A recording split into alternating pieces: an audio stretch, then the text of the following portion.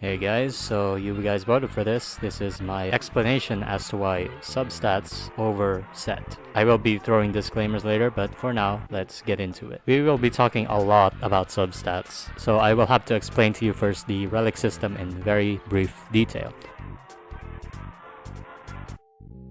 When you get a 5-star Relic, initially it has a main stat that is random and 3 to 4 unique substats that you can get also at random. A main stat cannot be present as a substat, so you can't have a crit rate body with a crit rate substat. Each substat roll which you get every 3 levels can be a high value, medium value, or a low value. For our video, we are only going to be focusing on crit substats since that is the hot topic. We will be using Doctor Ratio in a hyper carry setup as an example. We will use them with a classic sort of free-to-play team with a Pela, Tingyun. The sustain doesn't really matter.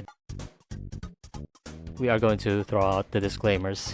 It is important to note that in this simulation specifically, a hyper carry setup, sets just lose value with more supports. For example, if you have 10 more damage percent thanks to a set, then it really doesn't matter a lot much when you have Tingyun supporting you with 50% damage percent or someone like Ruan Mei too. There is a bit of a buff saturation going on, but I believe this is a realistic enough expectation. Next, depending on the unit, this doesn't generally apply. For example, Shui has a lot of damage percent to the point that a damage percent set really doesn't do anything for her, while an attack substat set might do a lot for her. So again, this is very heavily unit dependent, and we're only using Doctor Ratio as sort of a test subject to prove the point. With all that out of the way, let's check how many substat rolls you can realistically get. Here's a table. The possible Cavern Relic rolls you could get from rolling crit is 27 rolls. It would have been 28, but we do have a crit body, which means that in our initial roll, we can't get both crit rate and crit damage. It only has to be one, so 27 possible rolls. 14 rolls for the planar sets for a total of 41. To explain this part of the table, for example, you miss 1 roll on every Cavern set, you only get 23 rolls. For the planar sets, you gain 12 rolls only. If you miss 2 rolls on every planar piece, 10, you get it. I also added crit value per piece, for example. So if you miss 1 roll in your piece, you could have 34 crit value on average. This is based on medium rolls, by the way, so it could be higher if you get only high rolls or to medium rolls. If you miss 2 rolls, you only have 29 crit value on your piece usually. Miss 3, 23. Hit all rolls in your piece, you probably have a 40 crit value piece right there. Combining all of this, how much crit value do you get if you miss enough rolls? Now, if you get every roll is a medium roll, then you will have an 80 out of 195 crit value without light cone, without the traces, without anything. Just pure substats and main stats. If you miss 1 roll, you will have an 80, 160 crit value. Miss 1 roll on every piece, Miss 2 rolls on every piece, 72, 140. And this is the most relatable one, missing 3 rolls in one piece, 60 out of 130. Most players actually have this crit ratio. For our simulation, we will be doing a free-to-play Doctor Ratio with Stellar Cruise at S5 and all his traces unlocked. We are assuming Doctor Ratio here is 135 speed, so he is sacrificing 3 substats. For this simulation, our baseline is the missing 3 rolls on every piece, so 60 out of 130. Added with Doctor Ratio's light cone and traces, we just move around the substats a bit to give the most optimal crit substat performance. As you can see, 4-piece musket is the worst ranking one, at 5% better than just having no set at all, not really a surprise. And Genius is best in slot at 16% better because of the defense ignore stacking up in this team. Let's simulate 4-piece musket getting an advantage. 4-piece musket, by all extensive purposes for Doctor Ratio, is only a 12% attack stat stick. Even for this simulation itself, we're not going to be counting the speed boost and move the speed substats to more crit. Assuming that we give it 4 extra crit substats, just rolling 1 more crit substat on every cavern piece. 4 only because we're just adjusting the cavern, the ropes and the orbs doesn't get changed, then it is 13% better already. The thing is, that isn't completely unrealistic when you consider that musket is by far the most accessible set in the game. The 2-piece and the 4-piece is also so generic that some of you might have farmed it already, and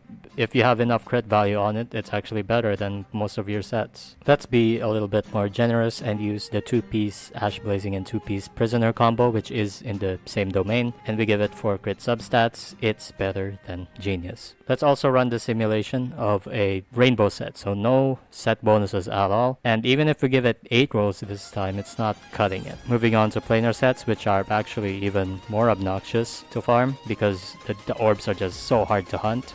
we are simulating the base 60, 130, free-to-play, whatever you want to call it, value on the planetary and the cavern sets. As you can see, Salsotto is a clear winner and Glamoth is a winner only by some very strict conditions, but it's a winner nonetheless. Now, let's give Space Healing Station only 2 rolls because this is just adjusting the orb and the rope. Then it already beats out Glamoth in the most specified case. So even just 2 substats just managed to edge out Salsotto. So there does come a point where you can get away with generic enough 2-piece combos and 4-piece combos, but not having a set at all is a different type of expectation completely. Because in my calculations and just eyeballing, if every piece in your build has at least 35 to 40 crit value, then it's going to be outperformed by even your mediocre 2-piece combos. Regardless, not caring about set bonuses probably makes it more achievable and more viable than you probably think it is. Because if we speak on efficiency, if you feel like you're pressured to run a new domain and just keep farming that domain, you might actually already have a godly musketeer that's already better and just leads to more stamina for traces instead of relics. With that out of the way, we are going to be listing the 4 pieces and 2 pieces that are actually good and efficient. So first, obviously Musketeer. It's super generic, the most accessible set in the game along with Thief, and it has 3 to 4 attack rolls on the 2-piece, while the 4-piece is around 2 to 3 speed substats, and it can be used for nearly everybody in the game. So it's just like a very good fallback if you finally found a good piece for this. Next is actually Thief. Like I said, the most accessible set in the game. And it's a bit weird to describe this set because if you roll defensive rolls and speed on Thief, you can put it on support like Ruan Mei. But with crit rolls, this actually isn't that bad for someone like Luca or Su Shang. And especially Shui would actually really love Thief if you manage to somehow get crit rolls on it. There does come a point where farming Thief just doesn't matter anymore because break effect only matters if you break with that certain character or if you're Ruan Mei. So there does come a point where you farm enough 4-piece sets and it basically just does nothing after all that. Next is Genius. Genius, if you guys don't know yet, is the strongest set for nearly every DPS unit in the game. It is that strong. 20% defense ignore is very strong. But again, the caveat is that the enemy needs to be quantum weak for the full set to break in.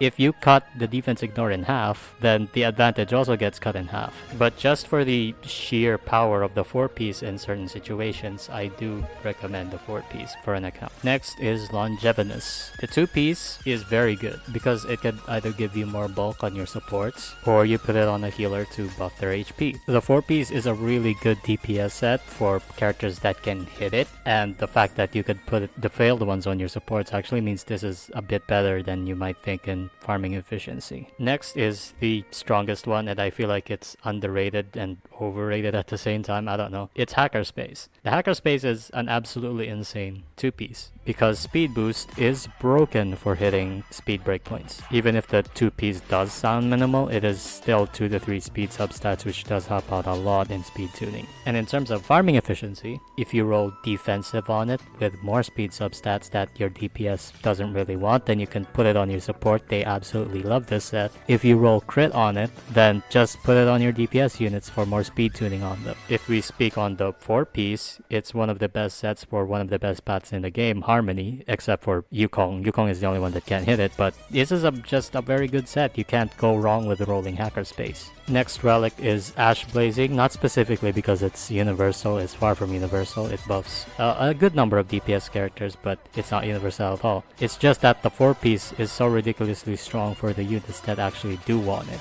So the 4-piece can get up to 12 to 13 attack percent substats at max stacks. This is more than the value of an attack chest, ladies and gentlemen. Next is Prisoner. The 2-piece is obviously just the musket piece, but the 4-piece can be very good actually. It's a very generalist dot or even a crit DPS set. If you run a generalist DOT user like Guinaifen or Luca, then they can hit it pretty well. If it rolls attack, speed, or effect hit rate, then that's where the dot unit that it's absolutely just designed for. And if it rolls crit, then it's just a fantastic 2-piece. So there's nothing that could go wrong with this set really. But yeah, that's all guys. See you later. Bye.